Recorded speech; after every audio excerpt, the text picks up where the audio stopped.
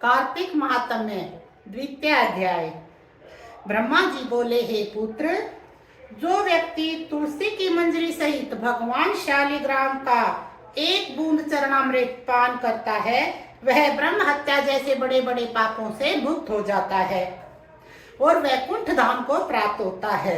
इसमें संदेह नहीं है।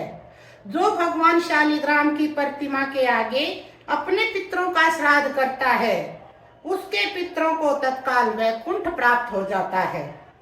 जो भगवान शालिग्राम की मूर्ति का दान करता है, उसे समस्त पृथ्वी दान का फल प्राप्त होता है। जो भगवान शालिग्राम की प्रतिमा को बेचता है, वह महान कष्ट भोगता है। इसलिए शालिग्राम की मूर्ति को बेचना नहीं चाहिए। श्री विष्णु भगवान का पूजन शंख से, जल से करना चाहिए। श्री शिव जी का पूजन बिल्व पत्रों से, सूर्य का तुलसी से, गणेश जी का धतूरे के फूलों से, विष्णु जी का पूजन कमल के पुष्पों से तथा महालक्ष्मी जी का पूजन मालती एवं चंपा के फूलों से करके प्राणी परम पद को पाता है। परंतु जो भगवान को परम प्रिय तुलसी से भगवान शालिग्राम की पूजा करता है, उसकी महिमा का तो वर्णन ही नहीं कर सकते। इस प्रकार पूजा करने वाला भक्त जन्म मरण के अपार कष्ट से मुक्त हो जाता है।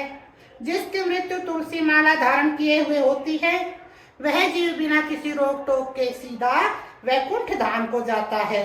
जो तुलसी की छाया में अपने पितरों का श्राद्ध करता है, उसके पितरों की अक्षय तृप्ति होती है। तुलसी का सिंचन गंगा, यमुना तथा नर्मदा नदी में स्नान करने के समान होता है। तुलसी का वृक्ष उगाने और सींचने से, स्पर्श करने से मनुष्य के मनसा, वाचा और कर्मणा तीनों प्रकार के पाप नष्ट हो जाते हैं।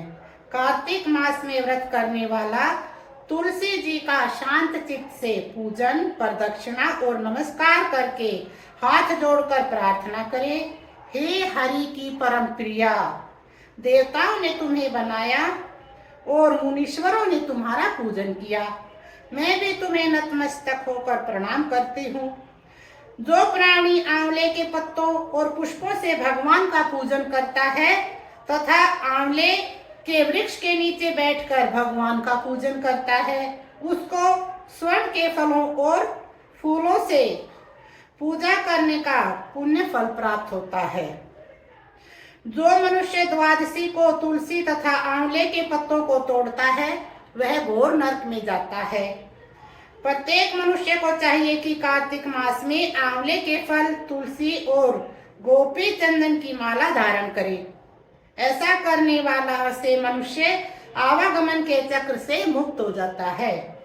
कार्तिक मास में स्नान और व्रत करने वाले मनुष्य को चाहिए कि वह ब्राह्मणों को भोजन कराने के पश्चात चंदन, पुष्प, पान तथा दक्षिणा देकर उन्हें संतुष्ट करे।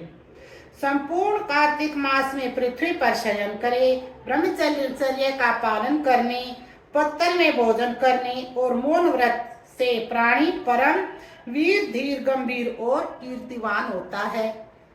जो मनुष्य एक समय आंवले के वृक्ष के नीचे पूर्ण कार्तिक मास में भोजन करता है, उसके 1 वर्ष के समस्त पाप नष्ट हो जाते हैं। व्रत करने वाले को शहद, कांजी, दाल, तेल, कच्चा भोजन तथा दूसरे अन्न का कोई भी तामसी तथा बुरे नामों वाला भोजन नहीं करना चाहिए। रविवार को आंवला खाना वर्जित है। देव, गो, वेद तथा दूसरों की निंदा करनी नहीं चाहिए।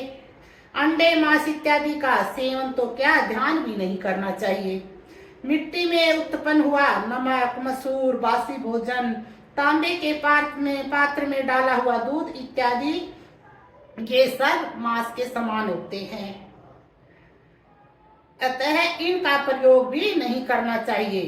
केवल स्वयं अपने लिए बनाया गया भोजन भी मांस के समान होता है। अतः किसी दूसरे को खिलाने के बाद ही स्वयं भोजन करें। लहसुन, प्याज, फूल गोभी, गाजर, जंगली घिया, बैंगन, पेठा तथा दोबारा पकाया हुआ भोजन व्रत में नहीं खाना चाहिए।